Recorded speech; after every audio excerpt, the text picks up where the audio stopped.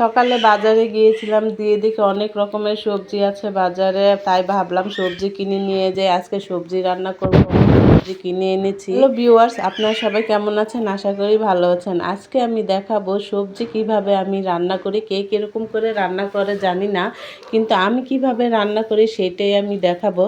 আমার এই সবজি রান্না করা আমার মায়ের থেকে শিখা। আমার মা যেভাবে সবজি রান্না করে আমি সেভাবেই সবজি রান্না করতেছি। তাই আমি অনেকগুলা সবজি কেটে নিচ্ছি, সাথে আমি গাজরও দিয়ে দিব অনেকগুলা, যাতে সবজির সাথে গাজরটা দেখা যায়। গাজরটা বেশি পরিমাণ দেওয়া হলে তাহলে করলাম সবজির কালারটাও সুন্দর আসে, দেখতেও ভালো লাগে, খেতেও অনেক মজা লাগে। তার জন্য সবজির কালারটা সুন্দর রাখার জন্য গাজরটা বেশি বেশি করে দিতে হয়। তারপর আমি আরো অন্যান্য সবজি কেটে নিব। আমার মা যখন সবজি কাটতো তখন আমি বসে বসে দেখতাম কি করে এর সবজি কেটে নিত। অনেকগুলা সবজি একসাথে কেটে দিত।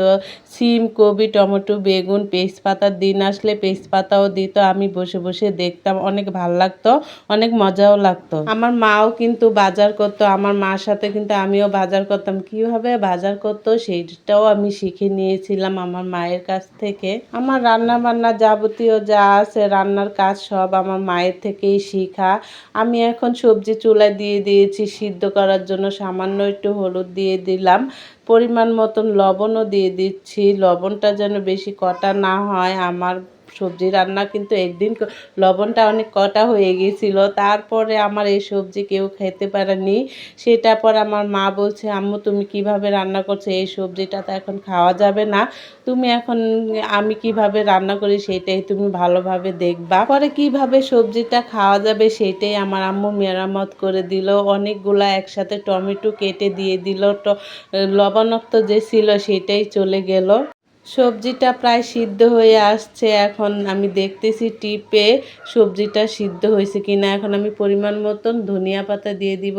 সবজিতে ধনিয়া পাতা দিলে একটা ঘ্রাণ আসে, সে ঘ্রাণে মনটা ভরে যায়। আমার আম্মু সবজি রান্না করলে আমার আব্বু কিন্তু রুটি দিয়ে খেতে অনেক পছন্দ করতো এই সবজিটা। সকাল হলে রুটি বানাতো আর এই সবজি দিত আমাদের সবাইকে খাওয়ার জন্য। তাই সবজি রান্না করলে আমার ছোটবেলার কথা মনে পড়ে। আমার আম্মু অনেক সবজি একসাথে রান্না করতো, তারপরে রুটি বানায় দিত আমাদেরকে খাওয়ার জন্য।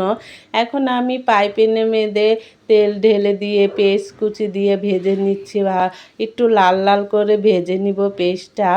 এই যে লাল লাল হয়ে গেছে, এখন আমি সবজিটা ঢেলে দেবো এখানে। এটাকে বলে সবজি বাগার। এই সবজি বাগারটা এইভাবে দিতে হয়, দিলে তারপরে আবার আরও একটু বেশি স্বাদ লাগে। আমি কিন্তু প্রথমে এই তেল পেস্টটা দেই নাই, পরে দিয়ে এটা বাগার দিলাম। আমরা তো এরকম করে সবজি রান্নাম, আমার মায়ের থেকে শিখা। এই সবজি রান্না কেমন হয়েছে সবাই কমেন্টে জানাবেন। আসসালামু আলাইকুম।